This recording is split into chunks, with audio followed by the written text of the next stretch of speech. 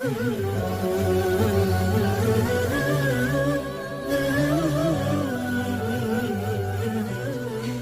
the Aramaic language, Aramaic is the language of Jesus. It's also one of the three original languages of the Bible, along with Hebrew and Greek. So, if you do research into Aramaic, what you're going to discover is that the word for God in Aramaic is Allah, or Allah. In modern Aramaic, they call God Allah. Now, this seems to be related to the Hebrew word Elohim. And you have this word El, which is a Semitic word which just means a generic deity. So it seems that the word Allah is not an Arabic word. It's an Aramaic word which made its way into the Arabic language, but it's based on a primitive Semitic root which merely means God. From Hebrew Elohim, Aramaic Allah, and then you get Arabic Allah. Now, Hebrew, Arabic, and Aramaic are all Semitic languages, and they're closely related. And for those who don't understand the concept of language families, it's like a Romance language. Spanish and Italian are closely related because they both evolved out of Latin. And so these Semitic languages, Hebrew, Aramaic, and Arabic, evolved from a Proto-Semitic language. So when Jesus is on the cross, his words are recorded in the Gospel of Mark. In Aramaic, he says, Elohi, Elohi, lama sabachthani. My God, why have you forsaken me? Like you say, Allah would be your God. The fact of the matter is, certain Christians who are engaged in criticism of Islam, sometimes they will say that Allah is an idolatrous God and a false God. Now let me say, I'm going to disagree with this, but let me first say that I am not a Muslim. However, you go to the book of Daniel, if you don't believe that Allah means God, the fact of the matter is, the Bible in the Aramaic sections in Ezra and in the book of Daniel calls God Allah. And if you don't believe me, you go to Strong's Concordance, you look up the word God in the book of Daniel in the Aramaic sections, chapter 2 to 7, and you look it up in the lexicon in the back, and you will find that, I think Strong's writes it is E-L-A-W, Allah. What's the difference? It just means God. So, just grammatically speaking, Allah means God. And the next fact of the matter is there are, as of now, millions of Arabic-speaking Christians in Egypt, and in their languages and in Arabic versions of the Holy Bible, God is called Allah. So this is a word that not just Muslims use for God, it's a word that Christians use for God. And if you go on the island of Malta, now the island of Malta is mentioned in the Bible, it's where Paul had his shipwreck and he washed ashore. And a snake bit him in the hand while he was drying himself off at a fire, and he threw the snake into the fire, and he was unharmed, and the people believed it's a miracle, and they believed in the Messiah from the preaching of Paul. But today, Malta is a Christian nation, and they speak a form of Arabic. And if you get a Maltese Bible, even though they speak a form of Arabic, they use the Latin alphabet because it's a Catholic country. And they call God Allah. So, the next question is, okay, what are we going to do with that? I believe that the word Allah clearly just means God.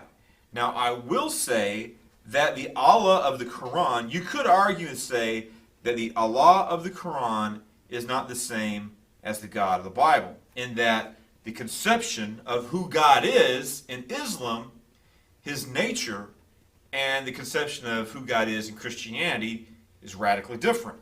For instance, Islam teaches that Allah had no son. They do not call God Father, and the idea of the fatherhood of God as taught in the New Testament and the Gospels is an idea which is foreign to Islam. So you could say that the Islam conception of God is different from the Christian conception of God, and I would agree. But saying that the problem is that they call their God Allah and Allah is a false God, I think that their conception of God, you could argue and say it's false.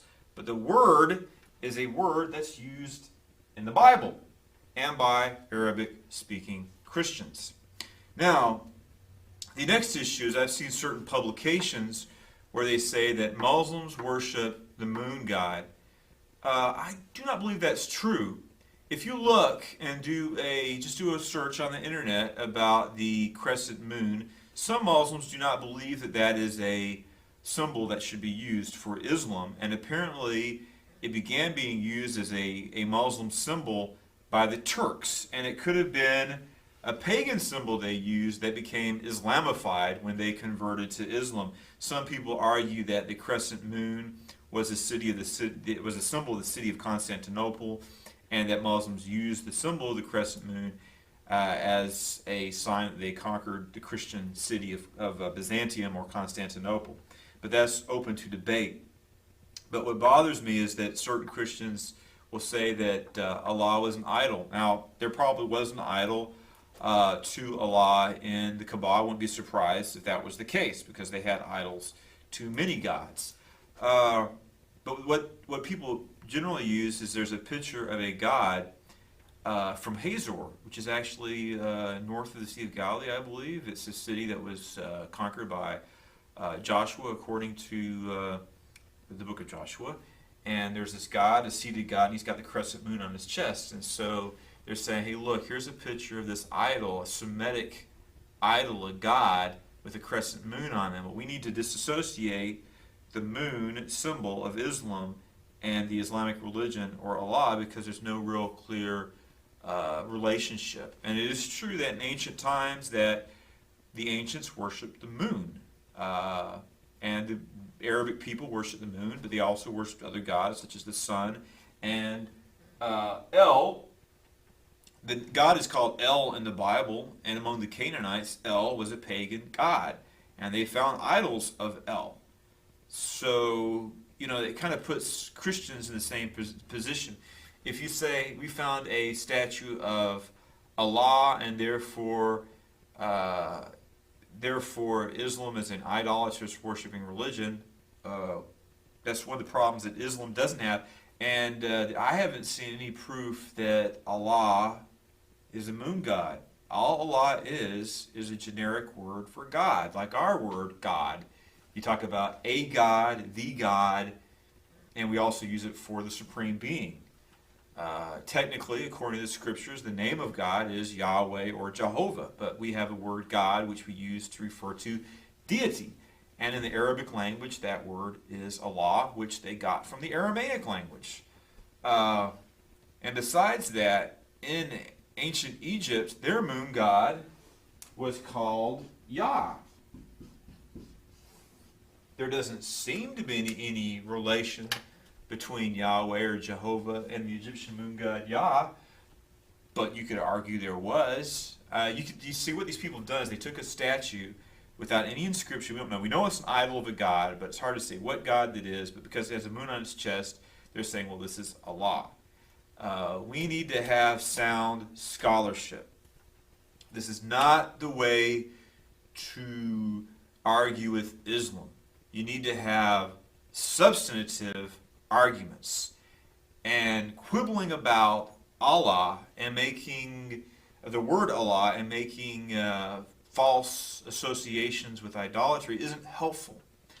But saying that this word refers to a pagan god when it doesn't, and when it's used in the Bible to refer to the one true God, and the word that Yeshua, the Messiah, or Jesus used for God was Allah, or Allah, how can you attack the word when it's used, the word Allah, when it's used in the Bible, when it was used by Daniel, by Ezra, and also by Jesus or Yeshua the Messiah?